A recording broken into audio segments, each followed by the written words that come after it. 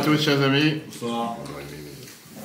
Nous sommes aujourd'hui le dernier jour de Hanouka, mais c'est aussi la paracha Vayigash cette semaine, puisque c'est la paracha Vayigash, et donc on a le devoir d'apprendre merveilleux enseignements qu'il y a sur cette paracha. Et ce qu'on va voir ensemble ce soir, chers amis, c'est comment pardonner à ceux qui ne méritent pas le pardon. Est-ce qu'on peut pardonner à des gens qui ne méritent pas le pardon? Ça, c'est la question qu'on va essayer de comprendre ce soir ensemble. Ou bien non, on ne peut pas pardonner à certaines personnes à qui on ne pourra jamais pardonner. Pourquoi cette question? Parce qu'on va voir bien sûr l'histoire avec Yosef, l'histoire avec ses frères. On va voir comment il y a certaines personnes que tu te dis, mais on ne devrait pas pouvoir pardonner à des gens pareils, des gens qui ne méritent pas le pardon. Pourquoi tu veux qu'on leur pardonne? Parce qu'on connaît la vie, on sait que la vie elle est complexe, la vie n'est pas facile. Et surtout, on sait que parfois dans la vie tu voudrais vouloir pardonner à quelqu'un, mais tu te dis cette personne, comment je peux le pardonner après tout ce qu'il a fait? Alors je ne parle pas maintenant bien sûr des choses banales ou des choses pas importantes. Et des fois tu aurais tellement voulu parfois te dire, bon, certaines circonstances, dans certains cas, on peut fermer les yeux, se dire des choses pas graves qui se sont passées. Parfois, tu n'arrives pas à trouver les forces à l'intérieur de toi pour te dire « Je vais faire comme si rien n'était ». Parce que comment tu veux faire comme si rien n'était? Par exemple, tu as dit que ce soir, on allait te préparer, je sais pas, une pizza pour manger. Tu arrives à la maison, il n'y a pas une pizza. Tu es en colère, il y a des gens qui peuvent disjoncter à cause de ça. Tu vas se sentir très mal en se disant « C'est pas normal ». Alors ça, je rigole, mais on va dire que c'est des choses banales. Mais il y a des choses dans la vie que des fois, elles sont beaucoup plus graves. Exactement. Et en règle générale, tu as bien sûr des situations dans lesquelles une personne ne se sent pas à l'aise, une personne se dit, son ego parfois ne le laisse pas pouvoir accepter ou être à l'aise face à la personne qui doit parfois vivre avec, ou se dit, tu sais quoi, je me sens pas à l'aise, je me sens pas dans la capacité de pouvoir pardonner à une telle personne, et je me dis que c'est impardonnable. Maintenant, pourquoi cette histoire? Comme je dis, on remonte à 4000 ans en arrière ce soir. 10 frères se sont comportés de manière consentante face à leur frère d'une des manières la plus pire, avec un des frères qui était un des plus jeunes frères, et pas le plus jeune. Ils ont d'abord rapporté au père sur son comportement. Ils se sont même sentis comme s'ils étaient en danger face à lui, et ça a fait jusqu'à ce qu'ils ont pris la décision de se séparer de lui. Ils l'ont jeté dans un puits qui était un puits sans eau. Comme la Torah nous dit, Rashi nous dit sans eau, mais il était plein de serpents et plein de scorpions. Après ça, un des frères est venu en disant, mais qu'est-ce qu'on gagne de le laisser dans ce puits? Il vaut mieux le vendre à des passeurs pour gagner quelques pièces. À quoi ça sert de laisser ici dans ce puits pour le laisser dans le puits? Ça sert à rien. Il a été vendu. Ce jeune, il a tourné en Égypte pendant 22 ans. Et tout d'un coup, la roue se tourne. Et au final, il devient l'homme le plus puissant du monde, le vice-roi d'Égypte. Quelque chose qu'au départ, on pensait qu'on n'allait plus entendre parler de lui. Il devient la personne la plus puissante du monde, à tel point qu'il commence à nourrir le monde. Pas seulement il nourrit le monde, mais il nourrit aussi ses frères. Il nourrit aussi sa famille qui ont vendu. Et il a maintenant l'opportunité de se venger. Mais à la place de se venger, il pleure et il promet de les nourrir éternellement. Et la question qui est demandée, pourquoi? Comment Yosef est capable de revivre en compagnie avec des gens qui l'ont jeté comme esclave, ils l'ont jeté dans dans une charrette de passants, comme si c'était une paire de chaussures. Qu'est-ce qu'il a pensé quand il a serré la main à ses frères encore une fois à nouveau? C'est une énorme question, parce que beaucoup de commentateurs nous disent que Yosef ne leur a pas pardonné. Il n'avait pas de pardon. Il n'a pas, à aucun moment, tiré, on va dire, essayé de les juger de manière positive sur la vente. Il n'était pas prêt d'accepter une chose pareille. C'est pas qu'il a commencé à dire, vous savez, vous étiez jeune, vous étiez précipité. Moi aussi, peut-être, j'avais cette faute du fait que j'ai rapporté ou j'ai parlé du mal de vous à mon père, à notre père. Et donc, en revoyant les choses en arrière, c'est pas si mal que ça. Non. Rabbeinu Bechai nous dit qu'on peut passer sur les 3 parashiot, Miket, qu'on a lu le Shabbat dernier, Vayigash, qu'on va lire ce Shabbat, et Vayechi le Shabbat prochain. On ne voit pas une seule fois le mot simple qui dit « Je t'ai pardonné, je vous pardonne ». Le mot « slicha » qui est pardon, il n'est pas pardonné. Ils en parlent même pas. Une seconde, bravo. Et on va tout de suite voir qu'on ne voit à aucun instant que les frères, eux, demandent pardon non plus. Non. D'accord? Donc c'était un débat qui était assez dur entre les deux côtés, qui jusqu'à la fin, ils pensaient qu'ils avaient raison. On repart maintenant dans l'aspect mystique, on peut voir sur etora.fr, sur l'application etora, la différente vision du monde entre les frères de Yosef et Yosef. Est-ce qu'un juif peut vivre en Égypte ou pas? Eux se disaient qu'on doit être des bergers séparés du monde. Yosef pouvait vivre au monde, et la preuve c'est qu'il a montré que même en vivant en Égypte, il est capable d'être un juif pratiquant, puisque les patriarches ont fait les mitzvot avant de recevoir. C'est pour ça que je dis que la question qu'on a ce soir, c'est comment pardonner à celui qui ne mérite pas de pardon? Imaginons autour de la table ici, tous ceux qui sont présents, quelqu'un que tes frères t'ont vendu en tant qu'esclave, ils t'ont mis dans un puits avec des scorpions et des serpents. Est-ce que tu veux pardonner à quelqu'un pareil? Comment vivre en compagnie de quelqu'un que tu pourras jamais pardonner ou jamais te réconcilier face à ce qu'il a pu faire contre toi? Il y a un moment dans la vie, tu dis non, excuse-moi, il y a des choses qu'on ne fait pas, des choses que tu ne peux pas faire. Comme je dis, c'est pas l'histoire de la pizza ce soir. Ça, c'est vraiment des choses banales. Alors c'est vrai que quand tu parles en termes de pardon, les gens ont tendance à penser que pardon veut dire on pardonne et on passe à autre chose. Mais Yosef nous apprend ici quelque chose de beaucoup plus réel, de beaucoup plus profond. Parfois, tu te trouves dans des situations dans lesquelles tu ne peux pas pardonner. Tu n'es pas capable de pardonner. Tu peux trouver aucune circonstance atténuante sur la personne qui a fait un tel acte. Pour ne pas parler des événements récents qu'on te dit, il avait un problème psychiatrique, il n'avait pas un problème psychiatrique, on le fait entrer à l'hôpital. Et quand je disais ça dans les nouvelles vendredi, je me suis dit, tu sais quoi, il n'y a pas quelqu'un ici qui tue des gens qui est normal. Toujours on trouve qu'il a eu des problèmes d'antécédents psychiatriques. Maintenant, on voit que Yosef, néanmoins, il sait mettre une limite, il sait mettre une barrière à la dispute. Il se dit que même des gens qu'on n'est pas fait pour vivre ensemble, on n'est pas fait pour accepter l'un à l'autre, on peut vivre ensemble, c'est quoi? Reste dans ton coin, reste dans mon coin, merci, au revoir. Je suis pas là pour te tuer, je suis pas là pour t'enlever la vie. Tu as le droit de vivre, mais chacun de son côté. Et c'est ça qu'on va débattre ce soir ensemble. Quelle est la philosophie du pardon de Yosef? Comment il nous a appris comment agir dans des cas? Je peux dire que on peut vraiment dire dans toute la Torah, on n'a pas quelqu'un qui a souffert autant, qui a énormément souffert. La semaine prochaine, si Dieu veut, mardi, ce sera le jour du jeûne du 10 Tevet. Le 10 Tevet, c'est le jour qui a commencé la période, 2 ans et demi, de tout ce qui est le siège de Jérusalem, qui après fait en sorte que la muraille du temple tombe, et après il y a eu le jeûne du 17 Tammuz et le jeûne du 9 Av. Et c'est écrit dans les livres que le jeûne, c'est un jeûne qui est considéré plus grave ou plus fort que les autres jeûnes, à tel point que si jamais il serait tombé Shabbat, il aurait dû être jeûné aussi Shabbat. Néanmoins, les Chachamim vont faire en sorte qu'il ne tombe jamais Shabbat. Par contre, quand il tombe vendredi, on jeûne vendredi. Alors qu'en général, on ne jeûne jamais un jeûne qui tombe vendredi. C'était comme ça il y a 2 ans. Cette année, il tombe un mardi, donc il n'y a pas de question. Mais ce jour, on peut dire, c'est le jour qui symbolise le début de la fin. Le début de l'exil, qui après ça, il n'y a pas eu quelque chose qui était aussi pire, aussi grave que l'exil.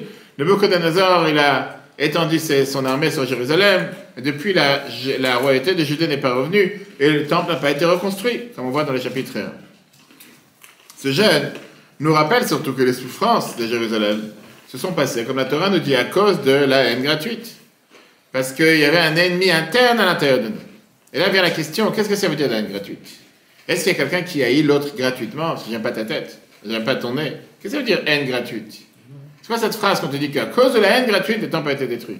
Est-ce que quelqu'un il se lève le matin en disant qui je vais haïr aujourd'hui? On n'en parle pas de ce raciste qui a tué les Kurdes ce vendredi. Je ne sais pas si ça s'appelle la haine gratuite, certainement qu'il a une raison, même si c'est une raison tordue, peu importe. Qu'est-ce que ça veut dire la haine gratuite? En général, chaque haine, il y a des raisons. Encore une fois, des raisons tordues. Ça se peut que quelqu'un est raciste, qu'il ne peut pas voir un étranger. Mais qu'est-ce que ça veut dire haine gratuite? Qu'est-ce que tu entends par haine gratuite? Quand on parle de la haine entre les frères de Yosef, ou de la haine qu'on a parlé plusieurs fois, de Kamsa et Bar Kamsa, il devait être invité au repas officiel, avant la destruction du temple, à la place il a invité son ennemi.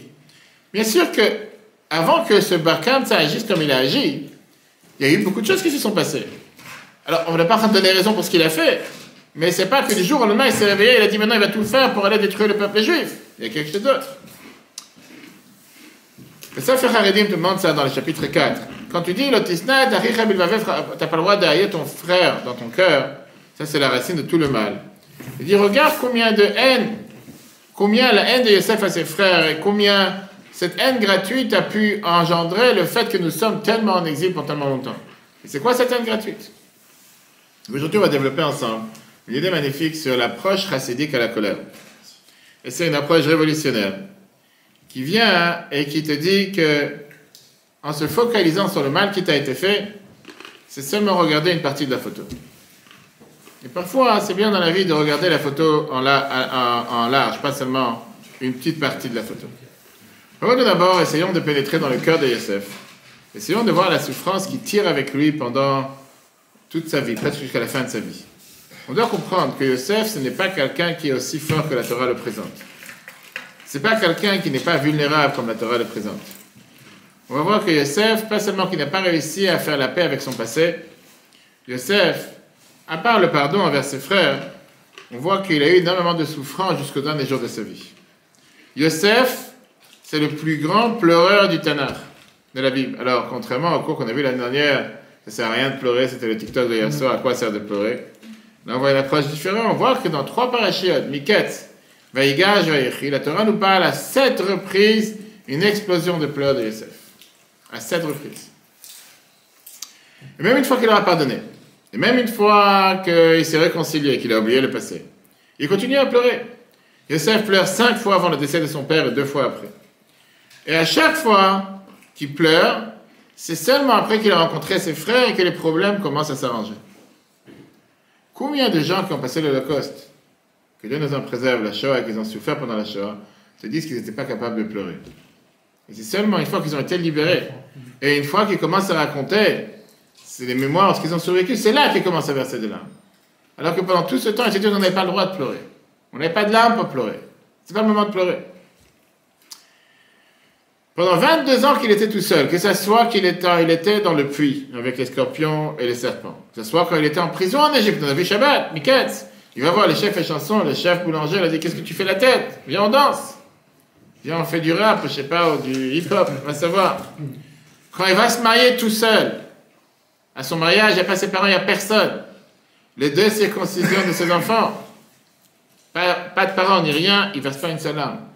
Au contraire, ce qui n'est pas logique, c'est que quelqu'un pleure quand il souffre et il rigole quand il est content. Là, quand tout s'arrange, il commence à pleurer. Quand tout va mal, il ne pleure pas. Peut-être qu'il a un fusible qui est inversé dans la tête. N'est-ce pas? Tu connais des gens pareils. Ça, c'est ce qu'on voit dans Bereshit, chapitre 42, verset 21. On ne va pas citer les 7 fois que la Torah nous dit qu'il pleure, mais c'est ce que la Torah nous dit. Alors, quel est le but? Qu'est-ce que tu cherches d'ailleurs? Maintenant, qu'est-ce qu'on cherche avec les pleurs? À quoi sert de pleurer? Pleurer, c'est pour laisser exprimer à l'extérieur un sentiment qui est à l'intérieur. Ou bien, parfois, tu as un sentiment qui est enfermé à l'intérieur de toi, qui explose, et tu ne veux pas le contenir. C'est pour ça que quelqu'un, il pleure. Mais quel sentiment exactement a fait exploser Yosef? C'était une pleure de joie ou une pleure de tristesse? C'était un languissement ou c'était le fait qu'on se réunit ensemble? Des fois, tu as des gens qui ne se sont pas vus pendant des années, et tout d'un coup, ils peuvent pleurer l'un avec l'autre. Regardons, analysons la première pleure, à cause du regret des frères. Rashi, chapitre 42, verset 24. Il écrit: les fiches shama shayu mitratim. Écoutez bien. Parce qu'il a entendu qu'il regrettait. Quand il entend qu'il regrette, il commence à pleurer. Qui entend? Yosef. Il entend par derrière, à travers le rideau, à travers le mur, que les frères ils regrettent. Ils se disent qu'on aurait dû écouter notre frère, etc. Et c'est après que c'est dévoilé. Maintenant, est-ce que ça, c'est une pleure de joie qui se dit: ah, finalement, j'ai rencontré mes frères? Ou bien, il pleure sur la souffrance, que ça fait maintenant 22 ans qu'il est tout seul, et qu'il aurait pu être uni avec sa famille, qu'il n'a pas été uni avec sa famille. On va voir comment le rabbin nous écrit ça. Mais d'abord, regardons les premières pleurs. On va voir quelque chose qui est difficile à comprendre. La première fois, quand il entend le regret de ses frères, il pleure, on va dire facilement, légèrement, et réussit à cacher sa face, à tourner sa face qu'il ne voit pas qu'il pleure. La deuxième fois, c'est quand il rencontre son frère Benjamin. Là, il n'arrive pas à se contrôler, il est obligé de s'enfuir dans la pièce d'à côté. Mais la pleure n'explose pas tout de suite quand il rencontre Binyamin. D'abord, il commence à parler avec Binyamin. Dieu t'a donné grâce, mon fils. Et après, il commence à exploser, il va se cacher dans le côté pour aller pleurer. Qu'est-ce qui s'est passé entre les deux, dans le discours, on va dire qu'il a abattu l'empereur d'Égypte? C'était pas juste, on va dire, un simple esclave quelque part. C'était quand même le vice-roi d'Égypte. Rashi nous explique un morceau de l'Agmara Satan. Rashi, chapitre 43, verset 30. Rashi vient et te dit: Kinich Baruch Rachamav, il a eu cette miséricorde. Il a demandé à Binyamin: tu as un frère du côté de ta mère? Et Binyamin, il dit: j'avais un frère, je ne sais pas où il est. Est-ce que tu as des enfants? Il dit: j'en ai 10. Il dit: c'est quoi leur nom? Il commence à citer Benjamin, les noms, comment il a appelé ses enfants. Et il lui demande, c'est quoi ces noms bizarres? Bella, Becher. Et Rashi, on a vu dans Shabbat qu'on a lu, que Benjamin, il répond, tous les noms que j'ai nommés mes frères, c'est sur les souffrances de mon frère. Mes enfants, je les ai tous nommés sur les souffrances de mon frère, comme c'est écrit dans la Gemara Sota. Bella, il a été avalé parmi les nations. Becher, c'était le premier-né de sa mère. Eshbol, et qu'il n'a pas vu mon mariage. Shkoupim, il n'était pas à mon mariage. Moi, j'ai pas vu son mariage. Là, sa miséricorde, sa pitié, elle a explosé. Mais où il voit Rashi ce dialogue dans les versets? C'est très bien que Rashi, en général, il voit, il te dit l'essence simple. Maintenant, depuis quand deux hommes qui se rencontrent, qui ne sont pas vus depuis longtemps, ils commencent à discuter pourquoi tu as appelé ton fils de telle manière? Pourquoi là tu l'as appelé Linoy, là tu l'as appelé Charlie? C'est pas une question qu'entre hommes, peut-être entre femmes, les gens ils se posent la question pourquoi tu as appelé ton fils, ta fille de telle manière. Entre hommes, qu'est-ce qui se passe? Rashi, c'est pour ça qu'il pose la question pourquoi Yosef il pleure en pleine discussion? On est bien obligé de dire que Benjamin il a dit quelque chose qui fait mal et qui a brisé cette barrière qu'il y avait jusqu'à présent. Yosef, il bénit Benjamin, que Dieu te donne grâce, mon fils, en parlant de Benjamin. Et Rashi, il explique en disant, en faisant allusion aux paroles de Yaakov à Esav, les enfants que Hanan Elohim et Avdecha, que Dieu t'a donné comme t'a gracié, et que c'est en vérité une bénédiction d'avoir la satisfaction des enfants. C'est Yosef et Benjamin, ils ont commencé à parler sur les enfants de Benjamin, de Benjamin, et là il y a quelque chose qui a abattu Yosef. Benjamin il raconte tout simplement que naturellement, qu'il a appelé ses enfants sur le nom de son frère, les souffrances que son frère il a eues. Tout d'un coup, Yosef se dit, il y a un frère qui ne m'a pas oublié. Il y a un frère qui pense à moi. Il y a quelqu'un qui pense à moi. Mon frère, il a fait 10 circoncisions. Il a eu la chance d'avoir 10 enfants, 10 garçons. Et chaque fois que le Moël, il lui demande, alors comment tu appelles ton fils? Il lui répond, appelle-le ce qui s'est passé avec mon frère. C'est pas rien. C'est quelque chose qui est quand même énorme. Et là s'ouvre cette poudrière qui s'était enfermée à l'intérieur de lui pendant 22 ans.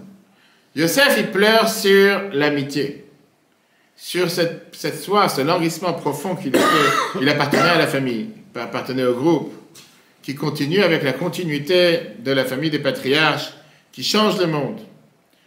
Et là, il commence toute cette histoire qui, au départ, avait commencé avec « Et achai anochim mevakech ». Rappelons-nous comment il a rencontré ses frères. Son père l'avait envoyé quand il avait 17 ans. Il dit, je cherche mes frères. Et qu'est-ce que l'ange lui avait dit sur la route? C'est pas vrai. Tes frères ne veulent pas te voir. On va pas aller chercher. Et lui, il est parti quand même. En sachant qu'il se met en danger. Il n'est pas revenu. Et là, il arrive quand il dit à ses frères, rapprochez-vous de moi. Il dit, je suis votre frère. Yosef, votre frère que vous m'avez vendu. Yosef dit, acceptez-moi comme je suis. Et venez, on va suivre ensemble notre mission. Mais non. On peut dire en parenthèse que quand on est en pleine guerre, on ne pleure pas. Tout le temps que Yosef il est dans une guerre de survie, il ne se permet pas d'avoir pitié sur lui. C'est très en accord avec ce que la Bible dit, que quand Yosef il pleure sur le coup de Benjamin, et Benjamin il pleure sur le coup de Yosef, chacun il pleure sur la destruction du temple qu'il y aura dans le terrain de l'autre. Personne pleure, pourquoi? Parce que ça c'est le cours de hier soir qu'il faut voir sur le Torah. C'est à quoi de pleurer? Que sur ta situation, ça ne sert à rien de pleurer. Agis, bouge, fais quelque chose. Dans la situation de l'autre, des fois tu ne peux pas aider, alors tu pleures. Mais là on peut dire que Yosef il pleure sur cette amitié parce qu'il voulait faire partie du peuple juif. Quand il rencontre ses frères, automatiquement, ce qu'on lui a enlevé, sans ce qu'on lui a demandé son avis pendant 22 ans, là ça explose. Pourquoi vous m'avez volé ces 22 ans? Maintenant, comme j'ai dit tout à l'heure, ça c'est du côté de Yosef. Regardons comme la Bible dit ça dans le côté Sichot 15, page 352. Ce qui fait le plus mal, c'est que la souffrance sur cette difficulté et ces années de trahison, ces années de déconnexion, n'ont pas été effacées de la vie de Yosef jusqu'à la fin de sa vie. La dernière fois que la Torah nous raconte que Yosef a pleuré, c'était à la fin de sa vie, après la mort de son père de Yaakov. Quand il se rapproche de lui, il change de la vérité. Et ils disent que, soi-disant, il vient demander au nom du Père pardon et pas vengeance. Yosef, encore une fois, il pleure. Parce qu'il comprend que le chemin il est encore long. Il comprend que c'est encore long d'avoir cette confiance. Et fait pourquoi tu dois mentir maintenant? Maintenant, il faut encore une fois raconter des histoires. Maintenant, encore une fois, tu ne peux pas dire la vérité. Après tout ce qu'on s'est passé, après tout ce que j'ai fait pour vous. Encore une fois, venir avec un mensonge. C'est rejoint ce qu'on disait tout à l'heure. Il y a des gens qui sont que dans le faux.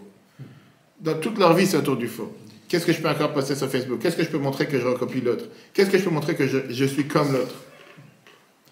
Et Yosef, il s'est dit, avec tout ce que j'ai pu faire pour ces gens-là, ça arrive tellement d'années qui avancent, ce père est décédé, et on dirait que c'est un Esav qui vient, comme s'il veut se venger. C'est ceux qu'il y a quelques jours, ils t'ont dit, non, tout va bien, même pas on s'excuse, bref. Yosef, il avance. Et là, ça lui montre combien c'est dur pour lui de pardonner et d'accepter le passé comme s'il n'y a rien qui s'est passé. Rabbeinu Bechaye te dit, c'est la raison pour laquelle on ne voit pas une seule fois dans toute la Torah le mot « j'ai pardonné ». Parce que Yosef n'a pas pardonné, il n'a pas oublié et il ne s'est pas réconcilié avec le passé.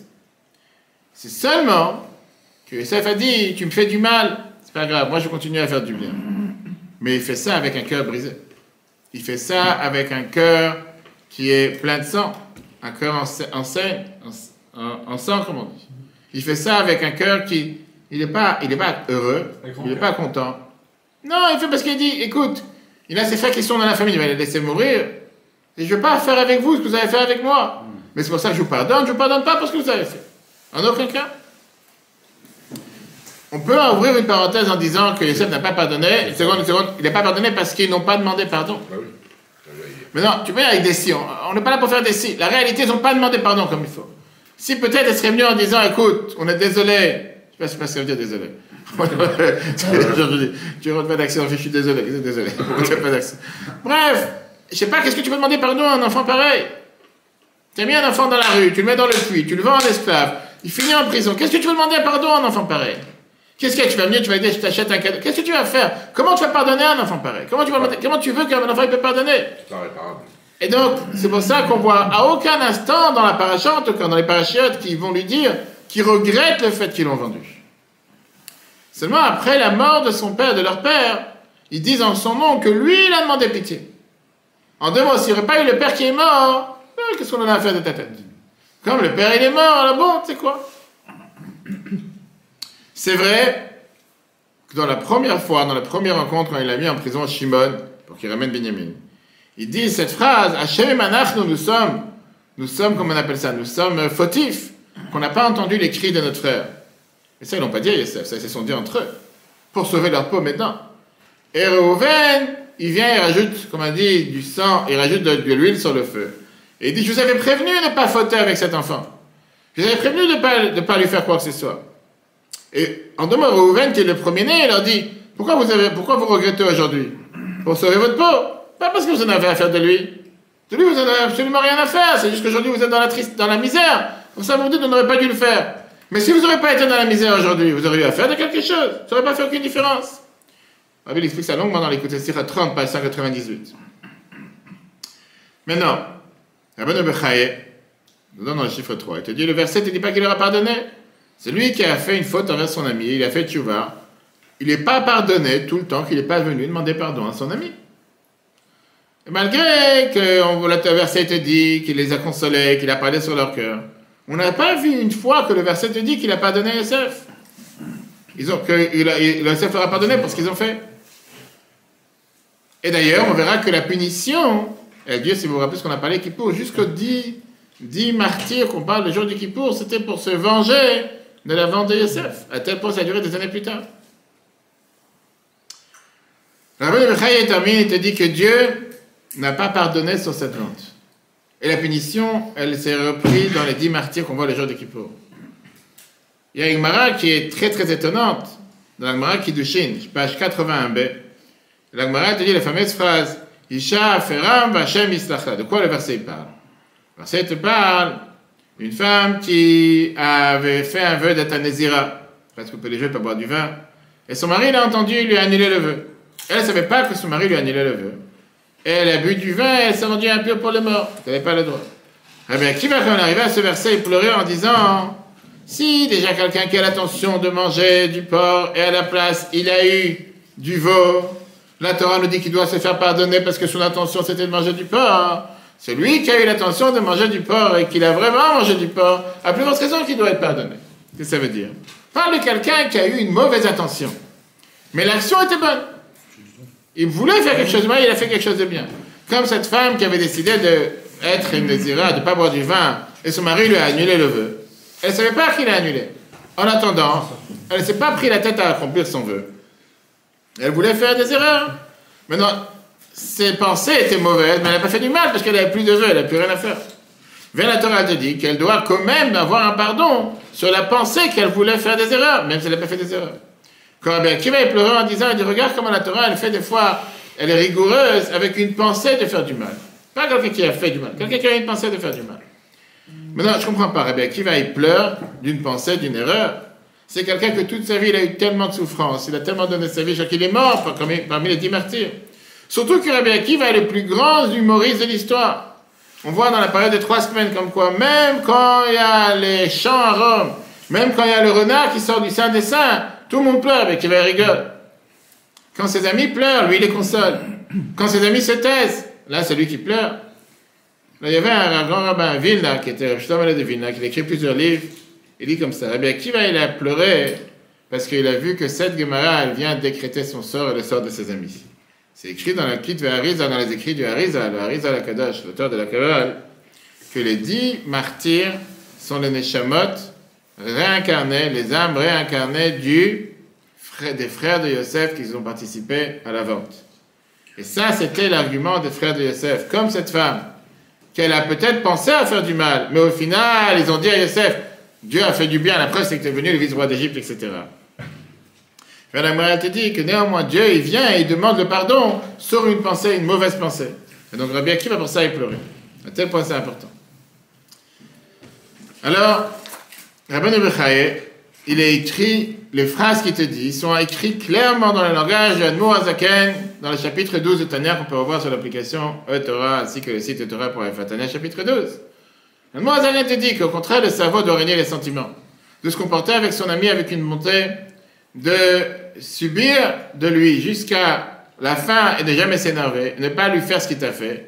Au contraire, l'igmol, le chayavim tovot, de faire avec ceux qui ne méritent pas, avec eux aussi faire du bien, comme c'est écrit dans les Zohar, d'apprendre de Yosef avec ses frères. Qui veut dire, Yosef, il a fait du bien avec ceux qui ne méritent pas. Ils ne sont pas venus des tzadikim. S'il a considéré que c'est des gens qui ne doit pas faire du bien avec eux, ils sont fautifs.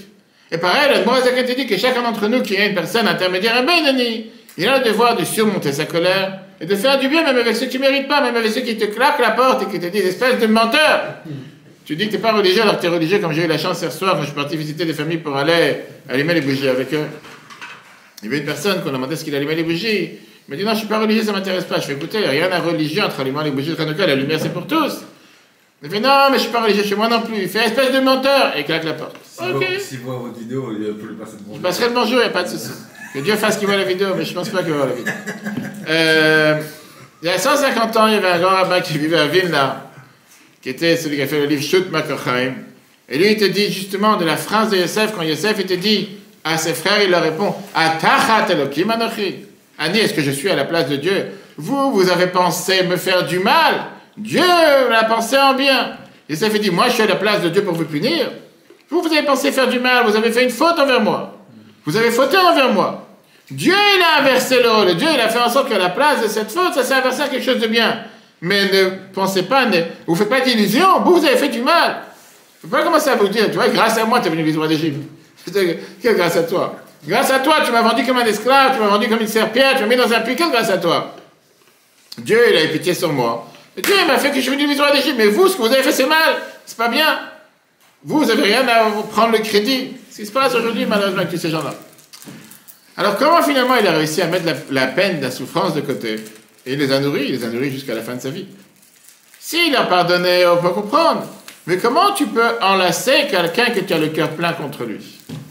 Difficile. Tu peux répondre qu'en hébreu, on a dit plusieurs fois, il y a une grande différence entre Mechila et Slicha. Mechila et Slicha, en français, c'est pardon. Les deux, c'est pardon. Mais en hébreu, c'est une grande différence. Mechila veut dire, laisse tomber, il n'y a pas de punition. Slicha veut dire, j'enlève la colère. C'est pour ça que dans Kippour, à chaque fois on parle la prière de Kippour, on a les Mechila, les Slicha et Kapara. Mechila, ça veut dire pardonner la faute, pardonner la punition. Le mot Zakat était Geret HaShuva. Dans les Geret HaShuva qu'on est en train d'apprendre avec le Tanya, chapitre 5, on en tient dans eTorah.fr. Malgré qu'on lui pardonne la punition. Slicha veut dire se réconcilier. Kapara, c'est nettoyer l'âme de la tâche qu'elle a pu avoir avec la faute. On peut dire que Yosef, il a pardonné à ses frères en deux mots, il a pardonné sur la punition. Je ne suis pas là pour vous punir, mais je ne suis pas là pour vous pardonner non plus. Punir, je ne vais pas vous punir, je ne suis pas le bon Dieu. Pardonner, je ne vous pardonne pas. Et comme on a vu tout à l'heure, David Bechaï qui te dit que même Dieu n'a pas pardonné. Comme on a vu plus tard. Ça, c'est une approche.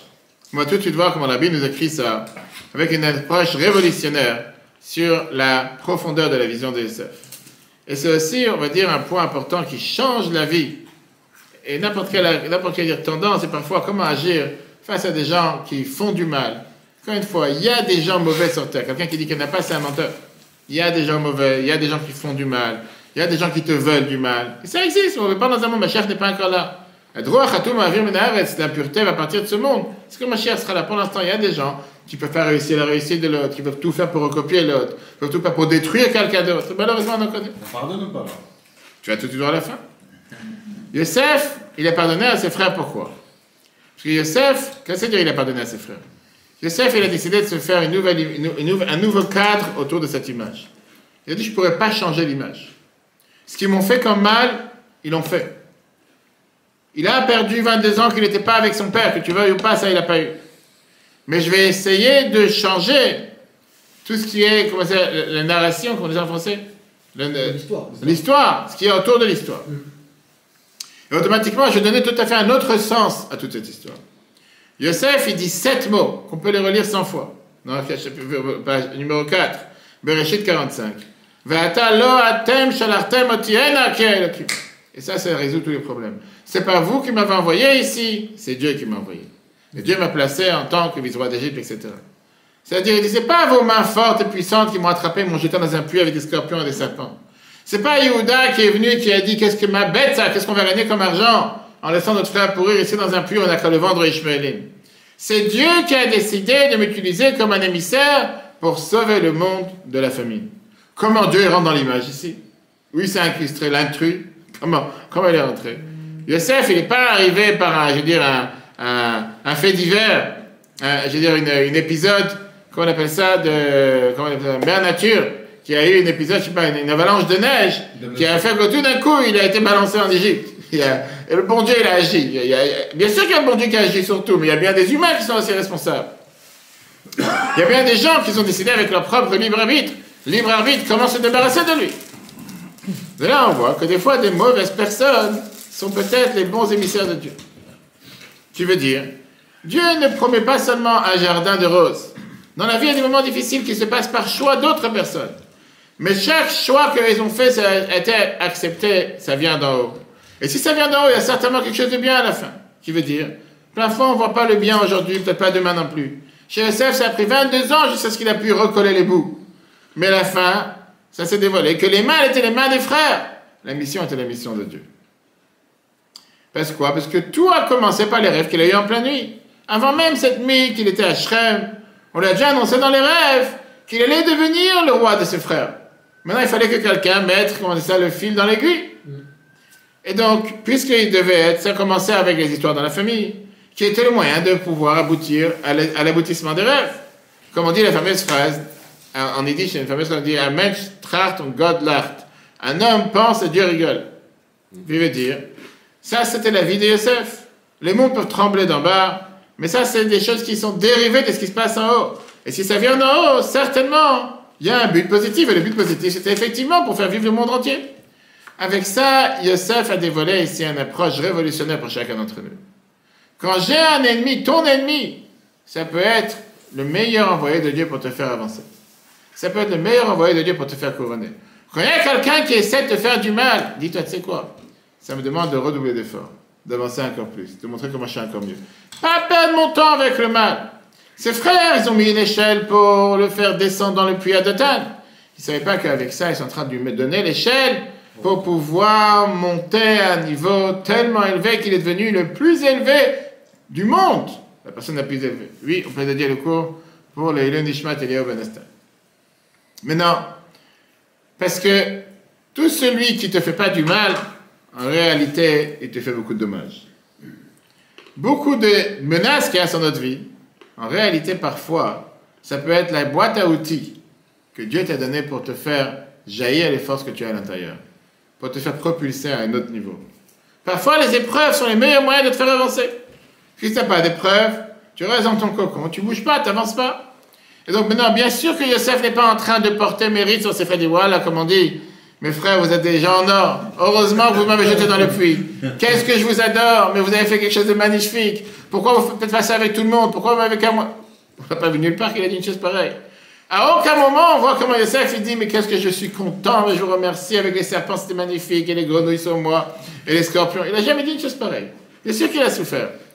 Maintenant, ça, c'est quelque chose qui reste une plaie ouverte entre lui et ses frères et Dieu jusqu'à la fin de sa vie. À aucun moment, la Torah le dit qu'il pardonne. Mais par rapport à lui-même, il décide dans n'importe quelle situation de voir la bonne conséquence de ce qui vient de se passer. Je suis maintenant en prison. Qu'est-ce que tu fais la tête? Viens, on va danser, viens. C'est ce qui s'est passé Shabbat, c'est ce qu'il aurait répondu. Comme j'ai dit, on a vu Shabbat. Tu n'as rien dans la tête, tu es complètement fou. Tu ne sais pas s'il va te couper la tête demain. Qu'est-ce que tu vas t'intéresser à ces mêmes antisémites qui étaient les chefs de chansons, les chefs boulangers, qui viennent laisser dans leur trou? Qu'est-ce que tu sais? Et Yosef qui tape à la porte, jeune délinquant, je dis, viens, qu'est-ce que tu fais la tête? Alors on va dire, ça c'est quelque chose qui s'est passé avec Yosef, tout était orchestré d'en haut. Mais au final, la personne qui m'a fait du mal, lui c'est une mauvaise personne.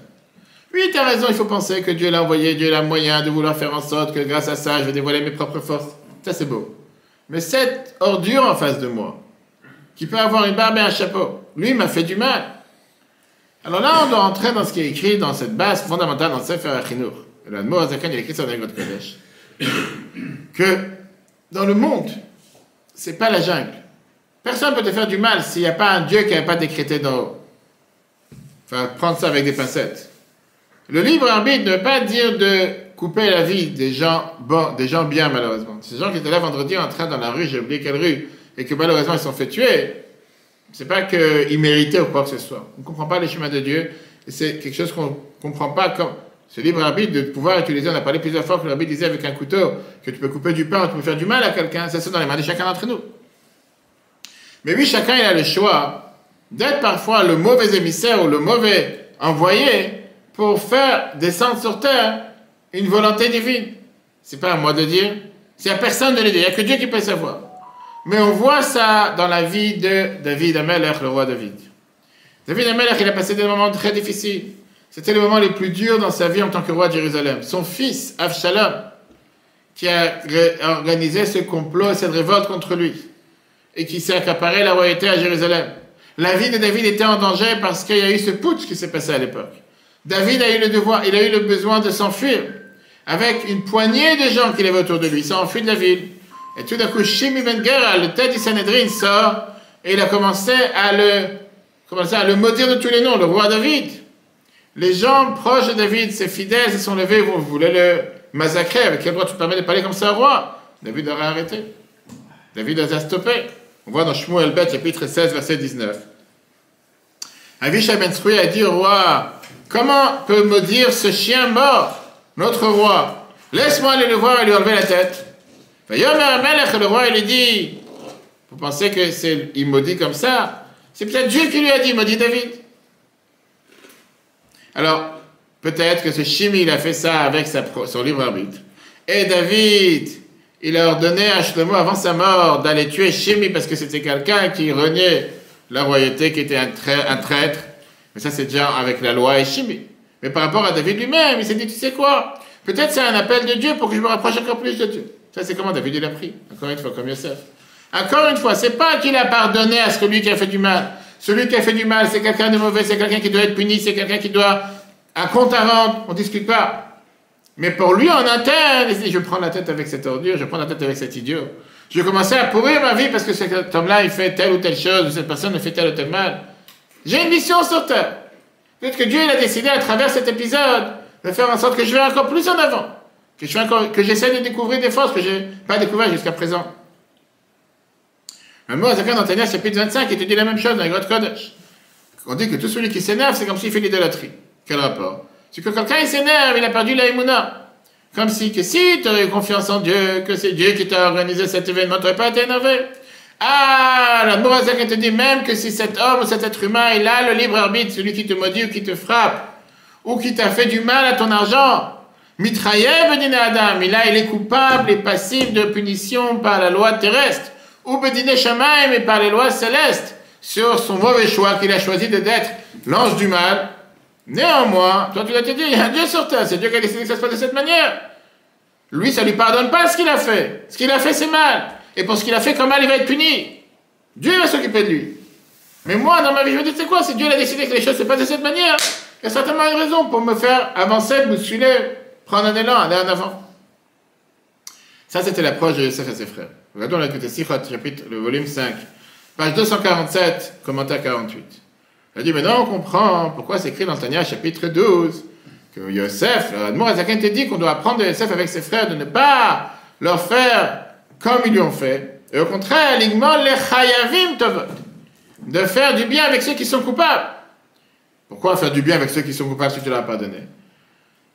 Parce que ça, ce qu'ils lui ont fait, on dit tout vient de Dieu, gamzu le tova. Comme David Rachman al Tavavit, ce que Dieu il fait, c'est pour le bien. Et donc, moi, je vais faire avec eux du bien parce qu'ils l'ont fait par la mission de Dieu. Ça ne veut pas dire que je leur pardonne ce qu'ils ont fait. Ce qu'ils ont fait comme mal, parce que eux, ce qu'ils ont fait, c'était mal. Pas juste une pensée mal pour du bien. Eux, c'était du pur mal. Pour ça, ils devaient être punis. Et c'est pour ça que le mot Zaken termine, on doit apprendre Yosef avec ses frères. Parce qu'on a vu clairement, concrètement, à la fin de l'histoire, qu'on a eu la chance de voir à la fin du film, que Dieu il a eu une bonne pensée. Et ça, c'est la raison pourquoi chacun doit essayer de faire du bien. Maintenant, on comprend ce qu'on a dit au départ. Qu'est-ce que ça veut dire la haine gratuite? La haine est gratuite parce que c'est une compréhension très, on va dire, subtile, très superficielle d'un événement. Quand tu vois tout ce qui se passe, quelqu'un d'intelligent, il est capable de voir beaucoup plus loin. Et comprendre qu'en vérité, ton ennemi, ça peut être ton meilleur ange du bien pour te pousser à faire quelque chose de mieux. Alors, comme je l'ai dit, tu ne pourras jamais changer les gens qui t'entourent. Tu ne pourras jamais changer les gens qui sont dans ton entourage autour de toi. Mais tu as, oui, le devoir de changer l'histoire qui entoure ce qui vient de se passer par rapport à l'action de certaines mauvaises personnes. Tu peux changer le film, et d'ailleurs, c'est comme Yosef l'a dit. Quand eux, ils ont dit qu'on t'a vendu, si Yosef, il leur répond, vous pensez que c'est vous qui m'avez vendu? C'est Dieu qui m'a envoyé. Ça n'empêche pas qu'eux, ils n'ont pas pensé un instant à des envoyés de Dieu. Eux, ils n'ont pas pensé un instant, on va aider Dieu dans sa mission sur terre. Eux, ils ont pensé lui faire du mal, et pour ça, ils sont coupables, ils doivent être punis. Yosef, il a changé le film, en disant, c'est pas vous qui m'avez vendu, c'est Dieu qui m'a envoyé. Et si je prends ça comme une mission de Dieu, j'ai réussi, et la preuve, c'est qu'il a réussi. Alors, si quelqu'un, parfois, il a ce qu'on appelle cette compétition, cette jalousie, qui ne sont pas des événements faciles, il doit se dire, c'est peut-être un moteur et une force pour me pousser à plus à l'action. Ça peut me donner la force de ne pas se suffire avec ce que je fais, et de briser de nouvelles aventures, de nouveaux horizons. Comme on dit que la plus pire des choses qui peuvent se passer à un commerçant, c'est quand il réussit à combattre tous ses compétiteurs, et il n'a plus aucune compétition. C'est la plus pire des choses qui peut lui arriver. Dès qu'il n'a plus de compétition, il ne fait plus rien, il avance plus. De l'autre côté, à chaque fois que tu as un autre combat, et tu as une autre compétition, ça peut être les meilleurs moteurs, les plus puissants pour la réussite, pour briser des étapes, et pour arriver à atteindre de nouveaux objectifs que tu n'aurais pas atteints si tu n'aurais pas eu cette compétition. Maintenant, on comprend pourquoi dans la paracha Chukat, la Torah nous raconte l'histoire de Mei Meriva. Cette fameuse eau de dispute qui a fait en sorte que Moshe et Aaron ne sont pas rentrés en Israël, sont restés dans le désert. Tout le monde se demande la question, c'était quoi l'erreur qu'ils ont fait? Moshe, il a parlé au rocher. Il aurait dû parler au rocher. À la place de parler au rocher, il a frappé sur le rocher. Est-ce que ça justifie une telle punition de ne pas pouvoir rentrer le peuple juif en Israël? Tu aurais dit parce qu'ils ont profané le nom de Dieu. Yann, Mantambi, la Agdishen, et vous ne m'avez pas sanctifié.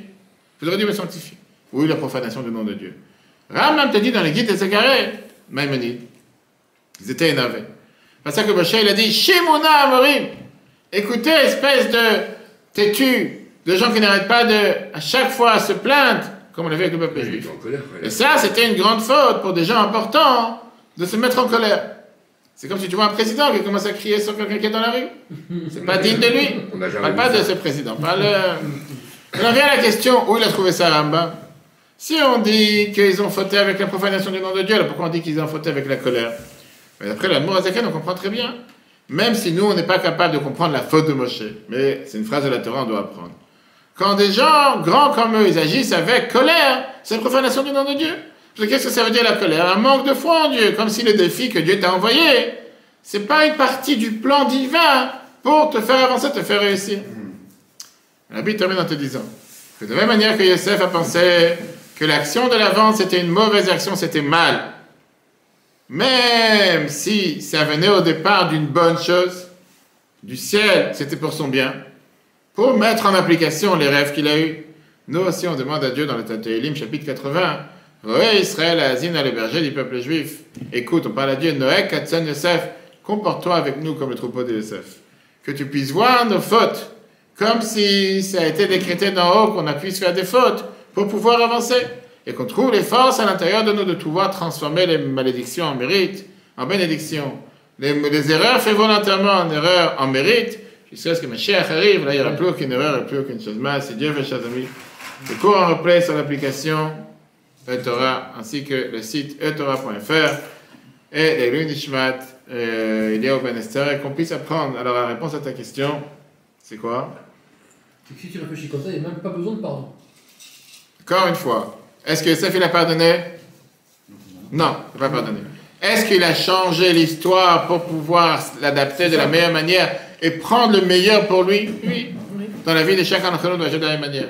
Quelqu'un qui t'a fait du mal, il l'a fait du mal. Il a fait du mal, il sera puni, il est coupable, il aura sa punition.